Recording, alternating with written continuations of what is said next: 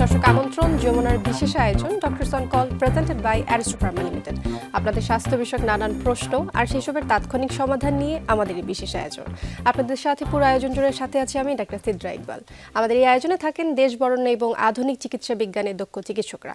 আজ আমাদের আলোচনার বিষয় শীতে শ্বাসকষ্টজনিত অসুখ ও চিকিৎসা। আলোচনার জন্য আমাদের সাথে অতিথি হিসেবে আছেন doctor SM. Abdul Al Mamun, senior consultant and coordinator respiratory medicine Evercare হাসপাতাল। আমাদের বিশেষজ্ঞ চিকিৎসকের পরামর্শ পাওয়ার জন্য ফোন করুন 982405 নম্বরে। ডাক্তার মামুন, স্বাগত জানাচ্ছি আপনাকে ডক্টরস অন কলে। ধন্যবাদ ডক্টর সিদ্রা আপনাকে এবং আপনার মাধ্যমে যমুনা টিভির দর্শক শ্রোতাকে। যেমনটা বলছি, শীতকালে হচ্ছে শ্বাসকষ্টজনিত অসুখ। শীত সবার জন্য স্বস্তির নয়। যাদের শ্বাসকষ্টজনিত সমস্যা রয়েছে, সিওপিডি, অ্যাজমা এবং অন্যান্য যে অ্যালার্জিক প্রবলেমগুলো রয়েছে, তাদের জন্য কিন্তু এটা অস্বস্তিকর একটা বিষয়। একটু জানতে চাই, শীতে কেন আসলে শ্বাসকষ্ট বেড়ে যায়? কি হয় এমন যে শীতকালে হচ্ছে শ্বাসকষ্টজনিত অসুখগুলো বৃদ্ধি পাচ্ছে? ধন্যবাদ। শীত আমাদের দেশে কিন্তু খুব অল্প সময় থাকে এবং এটা আমি মনে করি এনজয়েবল, যদি আমরা এটাকে বুঝে শুনে এনজয় করতে পারি। কারণ আমরা অনেক সময় শীতকে এনজয় করার জন্য আমরা ইউরোপে যাচ্ছি, আমেরিকায় যাচ্ছি। হ্যাঁ, আমাদের দেশে মাত্র 1.5 মাস কি 2 মাস শীত থাকে এবং এই সময়টা যাদের রেসপিরেটরি প্রবলেমগুলো আছে বা যারা বয়োবৃদ্ধ বা যারা শিশু, তাদের যেহেতু এই প্রবলেমগুলো বেশি হয়, তারা যদি একটু সতর্ক থাকেন তাহলে কিন্তু তাদের বেশি প্রবলেম ফেস করতে হয় না। এছাড়া শীতকালে কি ঘটে, আমাদের টেম্পারেচারটা যখন খুব সাডেনলি ফল করে, চেঞ্জ অফ টেম্পারেচার, তখন কিছু ভাইরাস অ্যাক্টিভেটেড হয়। দ্বিতীয় হচ্ছে যে শীতকালে কিন্তু এয়ার পলিউশনের মাত্রা অনেক বেশি হয় এবং স্মোক ফর্ম হয়, ডাস্ট পার্টিকেলগুলো হয়। এবং পাশাপাশি আমাদের দেশে যদি বলি, ঢাকা সিটিতে যেহেতু developmental work is going on, এখানে আমাদের তো এয়ার পলিউশনের মাত্রা এমনি বেশি এবং শীতকালে এটা মিক্সড হয়, ফগের সাথে হয়, আরও বেশি বেড়ে যায়। এবং এগুলো যখন আমাদের রেসপিরেটরি ট্র্যাক্টে যায়, শ্বাসনালীকে উত্তক্ত করে, তখন আমরা বিভিন্নভাবে রোগাক্রান্ত হয়ে পড়ি। এছাড়া এই সময় যেহেতু ভাইরাল ইনফেকশনগুলো বেশি হয়, এক। দ্বিতীয় হচ্ছে এই সময় মানুষের মোবিলাইজেশন কিন্তু অনেক বেশি।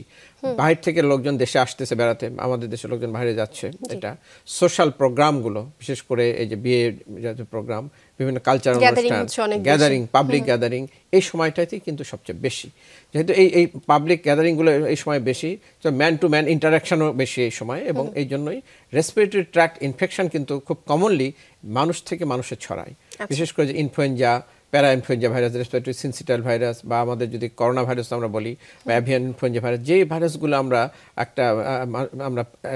ইনফেক্টেড হচ্ছে কেউ, এবং সেগুলো ম্যান টু ম্যান এটা ট্রান্সমিট করে, এবং কমনলি এটা হাঁচির মাধ্যমে, কাশির মাধ্যমে, বা স্পিকিং, কথা বলছি আমরা, এগুলোর মাধ্যমে একটা মানুষ থেকে এক মানুষের ছড়ায়। যখন খুব ক্লোজ অ্যাপোজিশনের থেকে একজন আক্রান্ত মানুষ হাঁচি দিচ্ছে বা করছে, তখন কিন্তু অন্যদের মধ্যে এটা ছড়ায় গেল।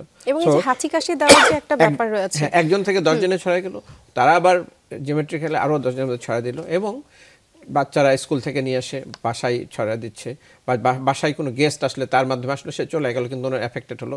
এইভাবে কিন্তু এই জিনিসগুলো চলছে, এবং এই ইনফেকশনগুলো এইভাবে ছড়ায়, এবং এই জন্য শীতকালে আমাদের এগুলো একটু বেশি হয়ে থাকে। স্যার, তাহলে চলে আসে প্রতিরোধের কথা। আমরা তো জেনে গেলাম কি কি কারণে হয়, কিন্তু প্রতিরোধ করব কিভাবে? শীতকাল আসার আগে যাদের শ্বাসকষ্টজনিত সমস্যা আছে এবং যাদের নেই, তাদেরও অবশ্য সতর্ক হবার একটা বিষয় রয়েছে। কিভাবে আমরা সতর্ক হয়ে যাব যে আসলে শীত আসছে, বা এই যে হাঁচি কাশি দেবার যে একটা বিষয়, এখানে কিছু নিয়ম কানুন মেনে চলতে হবে। গ্যাদারিং এ থাকলে হাঁচি কাশি কিভাবে দিতে হবে তারও কিন্তু কিছু ব্যাপার রয়েছে। একটু জানতে চাচ্ছি কিভাবে প্রতিরোধ করব। আমরা জানি যে আমাদের শরীরে অনেক অর্গান আছে, হার্ট, কিডনি, ব্রেন, লিভার এবং লাংস বা ফুসফুস। বাট অন্য যে অর্গানগুলোর কথা বললাম, সেগুলো কিন্তু আমাদের বডি কেসে প্রোটেক্টেড, বডির মধ্যে একটা আবরণবদ্ধতার মধ্যে রয়ে গেছে। আমাদের ফুসফুস বা লাংসটা কিন্তু প্রকৃতির সাথে সরাসরি যুক্ত, এটা একমাত্র অর্গান যেটা স্কিন দিয়ে আমাদের শরীরে ঢাকা থাকে, কিন্তু আমরা প্রকৃতির সাথে প্রতি মুহূর্তে যোগাযোগ করছি আমাদের শ্বাসনালীর মাধ্যমে এবং শ্বাসযন্ত্রের মাধ্যমে। প্রতি মিনিটে আমরা প্রায় 12 থেকে 16 বার বা তার বেশি শ্বাস নিই এবং শ্বাস ছাড়ি, এবং সেই শ্বাসটা আমরা যে কোনো জায়গাতেই নিচ্ছি, ঘরে যেমন নিচ্ছি, ইনডোরে এবং আউটডোরে। আউটডোরে যখন আমরা যাচ্ছি, আউটডোর অ্যাক্টিভিটিতে যাচ্ছি, সেখানে এয়ার পলিউশন, ভাইরাল ইনফেকশন বা অন্যগুলোর মাত্রার মধ্যে আমাদেরকে একইভাবে শ্বাস নিতে হচ্ছে, এবং আমরা যখন ঘরে থাকছি তখন নিচ্ছি।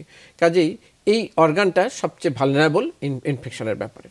বিশেষ করে যাদের শ্বাসনালীর যে অসুখগুলো, খুব কমন দুটো আমরা পরিচিত আমাদের অ্যাজমা এবং সিওপিডি। স্যার অ্যাজমা সিওপিডি নিয়ে আমি শুনবো, তবে একজন দর্শক আমাদের জন্য অপেক্ষা করছেন, ওনার প্রশ্নটি নিয়ে নিই।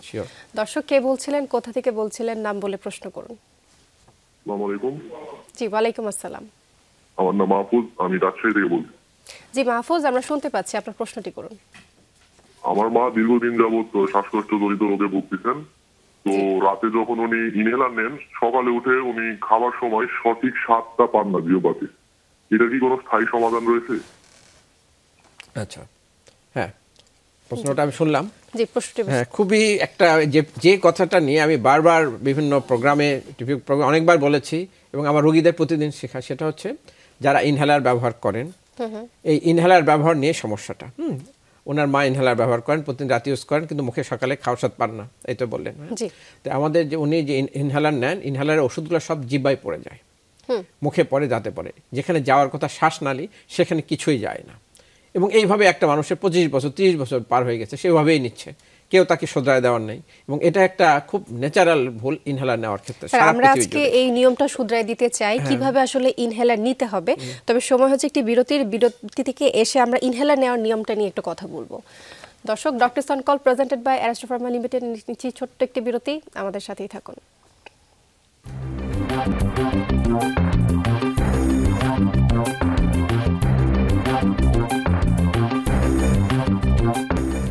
দর্শক, আপনারা দেখছেন doctors on call presented by Aristo Pharma Limited. আপনাদের সাথে আজ আলোচনা করছি শীতে শ্বাসকষ্টজনিত অসুখ ও চিকিৎসা নিয়ে। কথা বলবার জন্য সাথে আছেন ডক্টর এস.এম. আব্দুল আল মামুন। আমরা কথা বলছিলাম স্যার ইনহেলারের নিয়ম নিয়ে। আপনি যেমনটা জানাচ্ছিলেন, একজন মানুষ 20 থেকে 30 বছর পর্যন্ত দীর্ঘ সময় আসলে ইনহেলারের সঠিক নিয়ম না জানার কারণে সেভাবে ইনহেলার ইউজ করে থাকে। তো আজকে দর্শকদের আমরা জানাতে চাই ইনহেলার ব্যবহার করার সঠিক নিয়মটা আসলে কি। যেমনটি বলছিলাম, এই আমাদের দর্শক শ্রোতার যে মা, ওনার মুখে বলতেছেন যে খাওয়া হচ্ছে না। ইনহেলার যে পার্টিকেলগুলো, এটা যাওয়ার টার্গেট হচ্ছে আমাদের ইয়ারওয়ে, ব্রঙ্কাইব্রঙ্কিওল, সেবার যাবে কিন্তু মুখ দিয়েই, এবং সেটা ব্রিদিং ইফোর্ট এবং ব্রিদিং এক্সারসাইজের মাধ্যমে নিতে হবে। সে ডিপ ব্রিথ ইন আউট করবে, ডিপ ইনহেলেশন, দেন ব্রেথ হোল্ড, এক্সহেলেশন, যেমন হ্যান্ড মাউথ কোঅর্ডিনেশনের মাধ্যমে নিবে।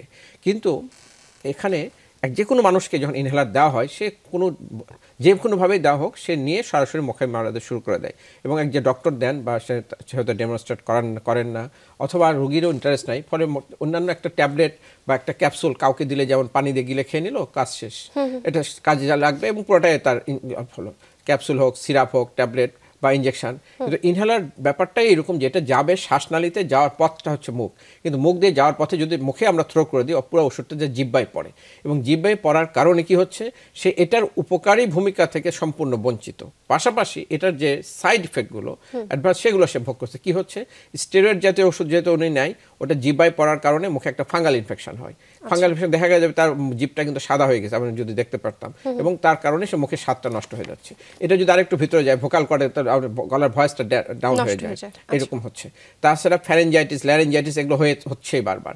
আর সালবিটামল জাতীয় ওষুধগুলোর জন্য তার হাত কাঁপে, বুক ধরপড় করে, সবগুলো সাইড ইফেক্ট হয়ই হচ্ছে মুখে পড়ার কারণে। এখন যেহেতু ওনার, আমাদের যে দর্শক শ্রোতা, তার মা, ওনার মুখে এটা হয়ে গেছে, আমি মনে করি এটা উনি যে কোনো একজন ডক্টর দেখলে বুঝতে পারবে, এবং ওনার এই ক্ষেত্রে অ্যান্টিফাঙ্গাল কিছু সলিউশন আছে, যেমন মুখে দিলে আছে এটা অ্যান্টিফাঙ্গাল সলিউশন ব্যবহার করতে পারবে। তাহলে হচ্ছে ইনহেলারটা আসলে কিভাবে ব্যবহার, হ্যাঁ সেটা বলছি, ওইটা দিয়ে আগে তার ওটা ব্যাপারটা সে আগে রোধ করলো, যে যেটা অলরেডি সে সাইড ইফেক্টটা পেয়েছে সেটাকে ঠিক করবে সেটা দিয়ে। আর ইনহেলারটাকে সে রাইট ওয়েতে নিতে হবে। এখন ওনার এই ইনহেলারটা রাইট ওয়ে নিতে হলে, যেটা হ্যান্ড মাউথ কোঅর্ডিনেশন, এটার জন্য প্রয়োজন তার ব্রিদিং ইফোর্ট এবং বুদ্ধিমত্তা, এই দুটোই থাকতে হবে।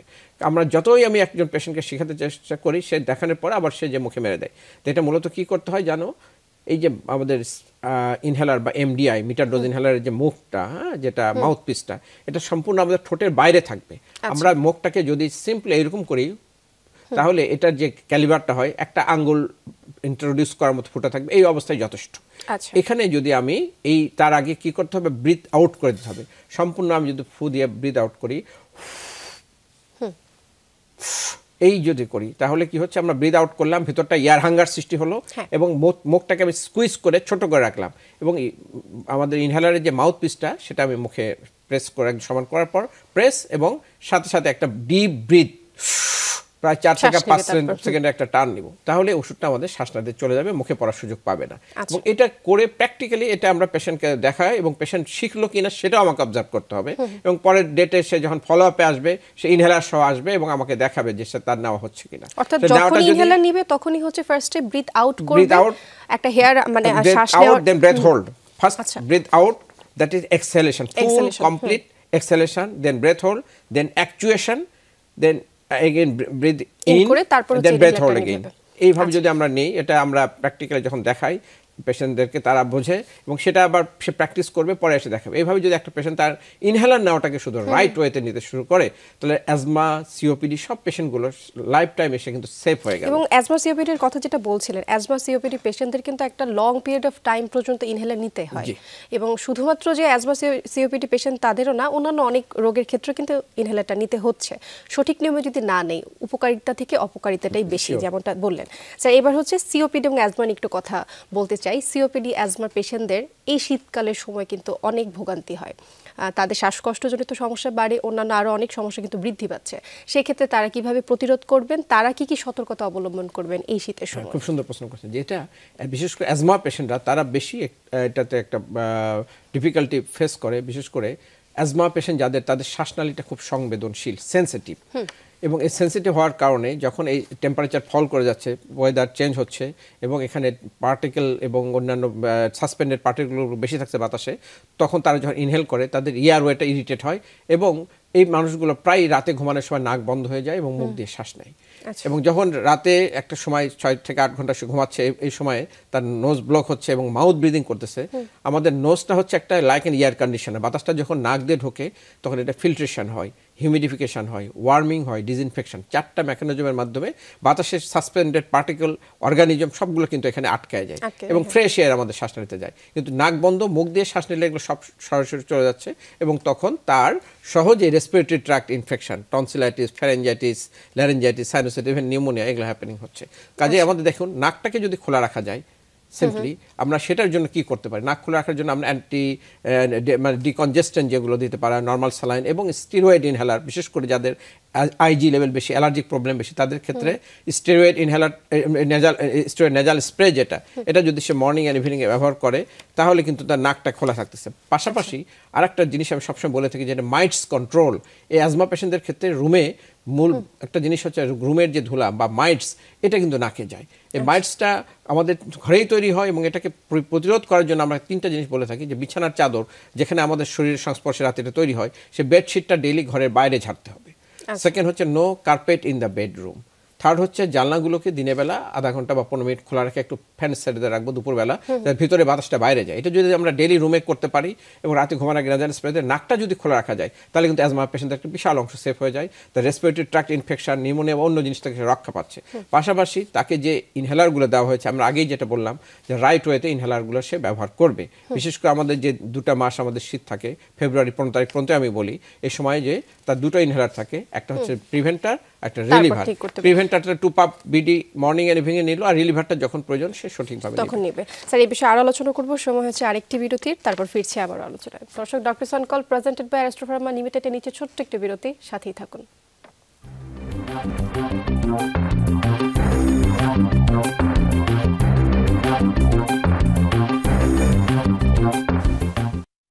দর্শক, আমরা স্বাগত জানাচ্ছি doctors on call presented by অ্যাস্ট্রো ফার্মা লিমিটেড। কথা বলছি শীতে শ্বাসকষ্টজনিত অসুখ চিকিৎসা নিয়ে।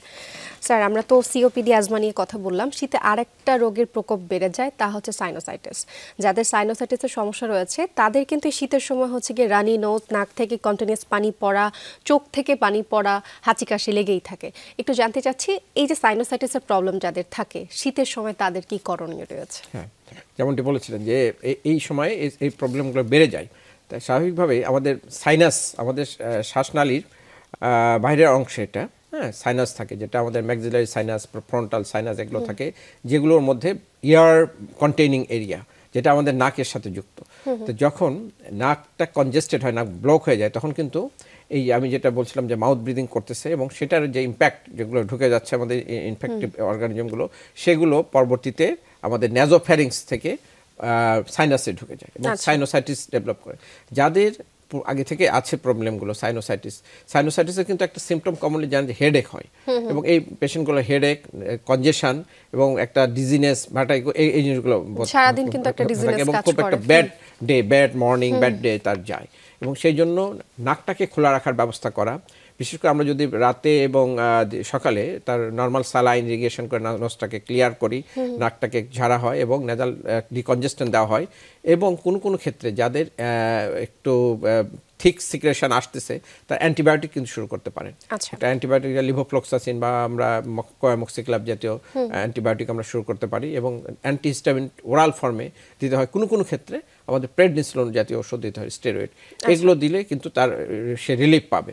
কিন্তু তাকে যেটা মেইনলি করতে হবে একই কথা আমি যেটা বললাম, নাকটাকে খোলা রাখা যায়, রাত 24 আওয়ার যদি নাকটাকে খোলা রাখা ব্যবস্থা করা যায়, সেটার জন্য সে এই সময়টা, যে শীতের সময়টা, একটা নেজাল ডিকনজেস্টেন্ট অথবা স্প্রে যেগুলো সেগুলো ব্যবহার করবেন, এবং অ্যান্টিহিস্টামিন জাতীয় ওষুধ এবং মন্টিলিউকাস একটা সিম্পল ওষুধ যেটা লিকোটিন ইনহিবিটর, সেটাও ব্যবহার রয়েছে। মেন্থল যেটাকে বলা হয়, মেন্থল কোনো ক্ষেত্রে হয়, যেটা আমাদের স্টিম ইনহেলেশন। আরেকটা জিনিস যেটা আমরা করি সেটা হচ্ছে স্টিম, পানি ফুটে যে বাষ্পটা, শুরু মেন্থল ছাড়াও হতে পারে, এবং কোনো ক্ষেত্রে আমাদের যাদের থিকনেস থেকে বেশি মেন্থল দিয়ে আমরা করি। এটা করলে তাদের যে সিক্রেশনগুলো এগুলো একটু লাইট হয় এবং এগুলো বের হয়ে আসে, ড্রেন হতে থাকে এবং সহজে। স্যার, যেহেতু অনুষ্ঠানের শেষের দিকে চলে আসছি, আর একটা প্রশ্ন রয়ে গেছে, তা হচ্ছে রেসপিরেটরি ট্র্যাক্ট ইনফেকশনগুলো নিয়ে বা নিউমোনিয়া নিয়ে একটু কথা বলতে চাচ্ছি। বাচ্চাদের কিন্তু হচ্ছে নিউমোনিয়ার প্রকোপটা ঠিক শীতের সময় কিন্তু বৃদ্ধি পায়, একটু নিউমোনিয়া জানতে চাচ্ছি। নিউমোনিয়া মানে হচ্ছে আমাদের লাংসের বা ফুসফুসের যে ইনফেকশন, সেটা নিউমোনিয়া বলা হয়।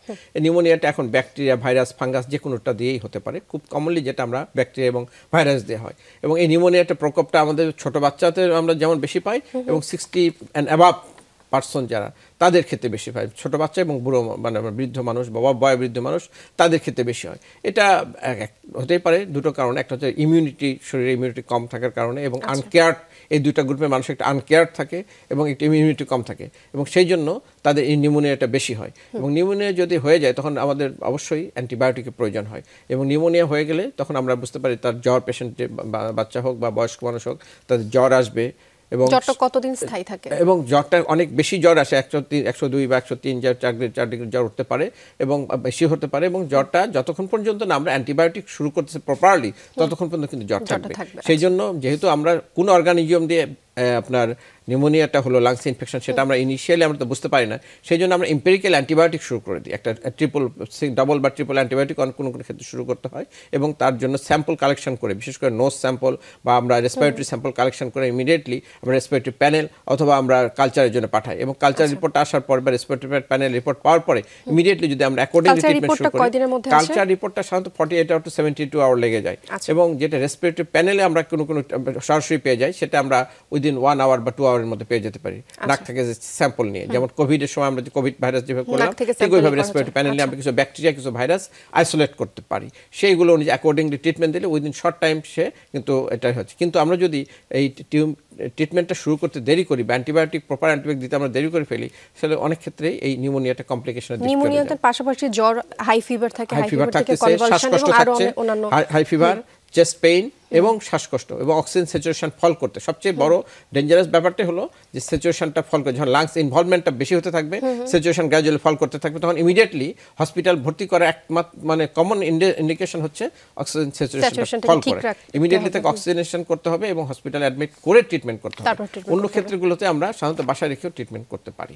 স্যার, আপনি খুবই গুরুত্বপূর্ণ কিছু তথ্য আমাদেরকে দিলেন, আপনাকে অসংখ্য ধন্যবাদ জানাচ্ছি ডক্টরস অন কলে যুক্ত হওয়ার জন্য। ধন্যবাদ সকল দর্শক। এই ছিল doctors on call presented by অ্যাস্ট্রো ফার্মা লিমিটেডের আজকের আয়োজন। আবারও দেখা হবে রবি, সোম এবং মঙ্গলবার অন্য যে কোনো বিষয় নিয়ে আবারও তথ্য দিব আপনাদেরকে। ততদিন সুস্থ থাকুন, ভালো থাকুন।